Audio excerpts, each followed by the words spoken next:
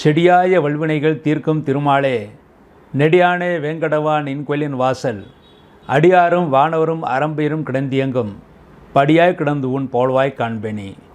உலகெங்கும் இருக்கின்ற சீனிவாசன் பஞ்சாங்கம் டிவி நேயர்களுக்கு என்னுடைய பணிவான வணக்கங்கள். இன்றைய பதிவில் வரக்கூடிய குரு பெயர்ச்சியை பற்றி பார்ப்போம்.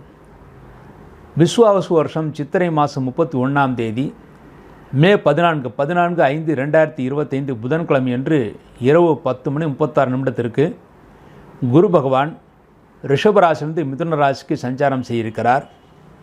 அதன்படி அதே குரு பகவான் அதிசாரமாக ஐப்பசி 1ஆம் தேதி, அதாவது அக்டோபர் 18/10/2025 சனிக்கிழமை இரவு 7:47 குருபகவான் அதிசாரமாக தன் உச்ச வீடான கடகராசிக்கு செல்கிறார். அதன்படி மீண்டும் வக்கரகதி அடைந்து தன் ஏற்கனவே இருந்த இடத்திற்கே திரும்பி வருகிறார். அதாவது கார்த்திகை 19ஆம் தேதி டிசம்பர் 5/12/2025 வெள்ளிக்கிழமை மாலை 5:25 மீண்டும் மிதுன ராசியிலேயே குரு பகவான் சஞ்சாரம் செய்திருக்கிறார். அடுத்த குரு பெயர்ச்சி என்பது ஜூன் 1, அதாவது அடுத்த வருஷம் ஜூன் மாதம் 1ஆம் தேதி 1/6/2026 இரவு 1:50 குரு பகவான் மிதுன ராசிக்கு கடகராசிக்கு செல்கிறார். அடுத்த குரு பெயர்ச்சி அடுத்த வருடம் ஜூன் 1ஆம் தேதி நிகழ இருக்கிறது. இந்த குரு பெயர்ச்சியின் பலன்களை இனி ஒவ்வொரு ராசிக்கும் தனித்தனியாக பார்ப்போம். அஸ்வினி, பரணி, கிருத்திகை 1வது பாதத்திலே பிறந்த மேஷராசி என்பர்களே, மேஷராசியிலே பிறந்தவர்களுக்கு இதுவரை உங்கள் ராசிக்கு 2ஆம் இடத்தில் இருந்த குருபான் இப்பொழுது உங்கள் ராசியை 2ஆம் இடத்தை விட்டு 3ஆம் இடத்திற்கு குருபான் வர இருக்கிறார். 3ஆம் இடத்திற்கு குரு பகவான் வருவதன் மூலமாக 3ஆம் இடம் என்பது தைரியஸ்தானம். ஆகவே தைரியமாக செயல்பட்டு காரியத்தை சாதித்துக் கொள்வீர்கள். முக்கியமாக 3ஆம் இடம் என்பது புதனுடைய வீடு. புதன் என்பது கல்விக்கான அதிகாரம் பெற்ற வீடு. ஆகவே கல்வியிலே நல்ல நாட்டத்தை ஏற்படுத்தி கொண்டிருக்கும். தைரியமாக படிப்பீர்கள், நன்மைகளை பெறுவீர்கள், சந்தோஷத்தை அடைவீர்கள். தற்சமயம் உங்களுக்கு 7 நடந்து கொண்டிருக்கிறது. உங்கள் ராசிக்கு 12ஆம் இடத்தில் விரயஸ்தானத்தில் சனி பகவான் இருக்கிறார். ஜோதிட சாஸ்திரத்தில் ஒரு விதி இருக்கிறது, எந்த கிரகம் எந்த ஸ்தானத்தில் இருந்தாலும் அந்த ஸ்தானாதிபதி அந்த ஸ்தானத்திற்கு கேந்திர திருகோணத்தில் இருந்தால் அந்த தோஷங்கள் கிடையாது என்று. ஆகவே உங்களுக்கு 7 நடந்து கொண்டிருந்தாலும் அந்த ஸ்தானத்து குருபான் உங்கள் ராசிக்கு 3ஆம் இடத்தில், சனி இருக்கும் ராசிக்கு கேந்திரமான 4ஆம் இடத்தில் இருப்பதனால் அந்த 7 சனியோட பாதிப்பு இருக்காது. ஆகவே இந்த 7 சனி உங்களுக்கு விரய சனியாகத்தான் இருக்கும். அதாவது விரயங்களை ஏற்படுத்தக்கூடிய சனி, அந்த சனி நல்ல சனியாக இருக்கும், சுபவிரயத்தை ஏற்படுத்திக்கொள்ளும். ஏனென்றால் குருபகவான் உங்கள் ராசிக்கு 3ஆம் இடத்தில் இருக்கிறார். 3ஆம் இடத்தில் இருந்த குரு பகவான் உங்களுக்கு திருமண வாய்ப்பு இருந்தால், உங்கள் ஜாதகத்தில் குருபலம் இல்லாவிட்டாலும் வரக்கூடிய வரனுக்கு குருபலம் இருந்தால் நிச்சயமாக திருமணம் நடந்தேறும். அந்த திருமணம் என்பது அக்டோபர் மாதம் 18ஆம் தேதிக்கு பிறகு குரு அதிசாரமாக செல்லும் போது, வேகமாக செல்லும் போது உங்களுக்கு திருமணம் கைகூடும். அக்டோபர் மாதத்திற்கு பிறகு, அக்டோபர் 18ஆம் தேதிக்கு பிறகு டிசம்பர் 5ஆம் தேதி வரை உங்களுக்கு திருமண வாய்ப்புகள் காத்திருக்கிறது. குழந்தை பாக்கியம் இல்லாதவர்களுக்கு நிச்சயமாக குழந்தை பாக்கியம் கிடைக்கும். ஆனால் ஓரளவு, என்றால் விரயஸ்தானத்தில் சனி பகவான் இருந்து 3ஆம் இடத்தில் குருபான் இருப்பதனால் ஓரளவு விரயம் செய்து, அதாவது சிறு அளவில் மருத்துவம் செய்து குழந்தை பாக்கியம் கிடைப்பதற்கான வாய்ப்புகள் இருக்கிறது. தொழில் செய்பவர்களுக்கு தொழில் விருத்திக்கான வாய்ப்பு இருக்கிறது. தொழில் விருத்திக்காக நிறைய செலவுகளாகும்.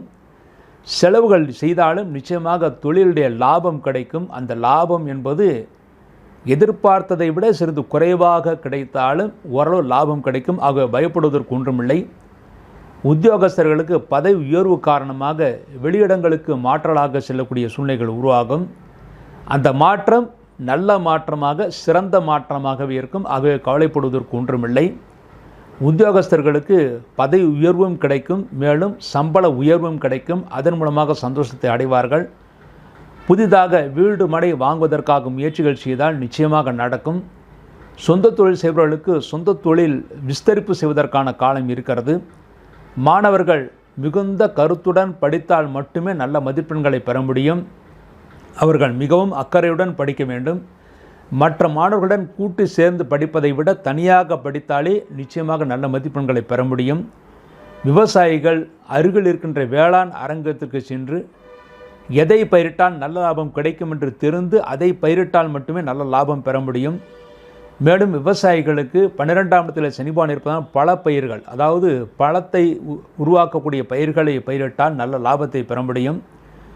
அரசியல்வாதிகளுக்கு சிறு சங்கடங்கள் ஏற்படுத்தி அதன் பிறகு வெற்றியை தரக்கூடிய காலமாக இருக்கிறது.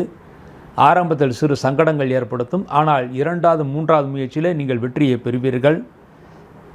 அரசியலில் இடமாற்றங்கள், அதாவது கட்சி மாற்றம் செய்யக்கூடிய சூழ்நிலைகள் உருவாகும். கலைஞர்களுக்கு இந்த வருடம் நிச்சயமாக நல்ல மேன்மை ஏற்படுத்தி கொடுக்கும். நல்ல புகழை பெற இருக்கிறீர்கள். கலைஞர்களுக்கு யோகமான காலமாக இருக்கிறது. பெண்களுக்கு மிக மிக யோகத்தை ஏற்படுத்தி கொடுக்கும். என்றால் உங்கள் கணவன்மார்களுக்கு குருடைய பார்வை இருக்கிறது. ஆகவே பெண்களுக்கு நல்ல ஏற்றத்தை ஏற்படுத்தி கொடுக்கும். உங்களுடைய குழந்தைகளுக்கும் நன்மை, உங்களுடைய கணவன்மார்களுக்கும் நன்மைகளை ஏற்படுத்தி கொடுக்கும். வீடு மனை வாங்குவதற்காக கடன் வாங்குவதற்காக முயற்சி செய்தால் கடன் தொகை கிடைக்கும். அதன் மூலமாக வீடு மனை வாங்கக்கூடிய சூழ்நிலைகள் உருவாகும்.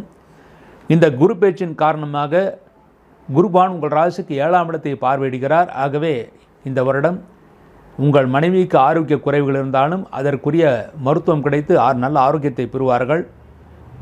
பெண்களாக இருந்தால் கணவன்மார்களுக்கு நல்ல யோகத்தை ஏற்படுத்தி கொடுக்கும், சந்தோஷத்தை ஏற்படுத்தி கொடுக்கும். இந்த குருபான் உங்கள் ராசிக்கு 9ஆம் இடத்தை பார்வையிடுகிறார். ஆகவே தெய்வஸ்தலங்களுக்கு யாத்திரைகளை செய்வீர்கள். நல்ல தரிசனம் கிடைக்க பெறுவீர்கள். தந்தையின் ஆரோக்கியத்தில் இருந்த குறைபாடுகள் நீங்கும்.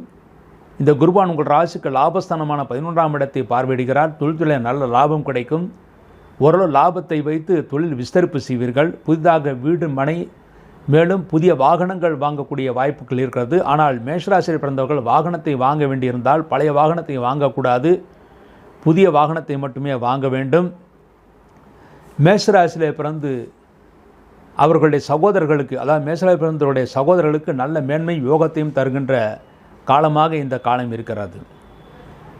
மேலும் இந்த குரு பேச்சின் மூலமாக மேஷராசியில் பிறந்தவர்கள் 60% நன்மைகளை பெறுவார்கள் என்பது உறுதி. மேலும் அவர்கள் செய்ய வேண்டிய பரிகாரமாக மேஷராசியில் பிறந்து அசுன் நட்சத்திரத்தில் பிறந்தவர்கள், அசுன் நட்சத்திரம் என்பது குதிரை முகமுடைய நட்சத்திரம் என்று கூறுவார்கள். குதிரை முகமுடைய தேவதை என்றால் திருவந்திருப்பத்தில் இருக்கின்ற ஹயகிரீவ பெருமாள். ஒரு முறை அசுனியிலே பிறந்தவர்கள் ஹயகிரீவ பெருமாளை, அதாவது திருவந்திபுரத்தில் இருக்கிற ஹயகிரீவ பெருமாளை வணங்கிவிட்டு வர வேண்டும். அதுவும் உங்கள் ஜென்ம நட்சத்திரத்திலோ அல்லது வியாழக்கிழமையிலோ நீங்கள் வணங்கிவிட்டு வர வேண்டும். அதன் மூலமாக கல்வி அறிவு பெறுவார்கள், தொழில் விருத்தி பெறுவார்கள், திருமணமாக திருமணம் கைகூடும். அல்லது கும்பகோணத்திற்கு அருகில் இருக்கின்ற கூத்தனூர் என்ற இடத்திற்கு சென்று அங்கே சரஸ்வதி அம்மனை வணங்க வேண்டும். கூத்தனூர் சரஸ்வதியையோ அல்லது ஹயகிரிவரையோ அல்லது இரண்டுமோ சென்று வணங்கினால் நிச்சயமாக மேஷராசியில் பிறந்தவர்கள் இந்த வருடம் முழுமைக்கும் நன்மைகளை பெறுவார்கள்.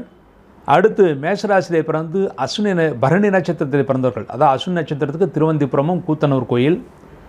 பரணி நட்சத்திரத்தில் பிறந்தவர்களுக்கு அவர்கள் வணங்க வேண்டிய தெய்வம் துர்க்கை அம்மன். அதுவும் முக்கியமாக பட்டீஸ்வரத்திற்கு சென்று அங்கே இருக்கின்ற அஷ்டபூஜ துர்க்கை அம்மனை வணங்குவது மிகவும் சிறப்பானது. அங்கு செல்ல முடியாதவர்கள் உங்கள் ஊரில் இருக்கின்ற துர்க்கை அம்மனுக்கோ அல்லது காளி அம்மனுக்கோ ஒரு முறை உங்களுடைய ஜென்ம நட்சத்திரத்தில் எலுமிச்சை மாலை போட்டுவிட்டு வாருங்கள், நிச்சய நன்மைகளை பெறுவீர்கள். கிருத்திகை 1ஆம் பாதத்தில் பிறந்தவர்கள் உங்கள் ராசிநாதன் செவ்வாயாக இருப்பதனால் ஒரு முறை பழனி சென்று முருகப்பெருமானுக்கு முடிந்தால் வஸ்திர தானம் செய்யலாம் அல்லது முருகப்பெருமானை தரிசனம் செய்துவிட்டு வர வேண்டும். இந்த பரிகாரங்களின் மூலமாக நிரந்தரமாக நன்மைகளை பெற முடியும். அடுத்து மேஷராசியிலே பிறந்தவர்கள் உங்கள் ஊரிலேயே நீங்கள் இருக்கும் இடத்திலேயே எங்கே நவகிரகம் இருக்கிறதோ அங்கே சென்று நவகிரகத்திலே குரு பகவானுக்கு 3 விளக்குகள், நெய் விளக்குகள், அதன் பிறகு தட்சிணாமூர்த்திக்கு 2 நெய் விளக்குகள் வைத்துவிட்டு வர வேண்டும். வியாழக்கிழமை தூரம் அவ்வாறு செய்வது மிகவும் சிறப்பானது. இதன் மூலமாக மேஷராசி பிறந்தவர்கள் எல்லா வகை நன்மைகளையும் பெற்று அடுத்த குரு பேச்சு வரை நன்மைகளை பெறுவார்கள் என்பது உறுதி.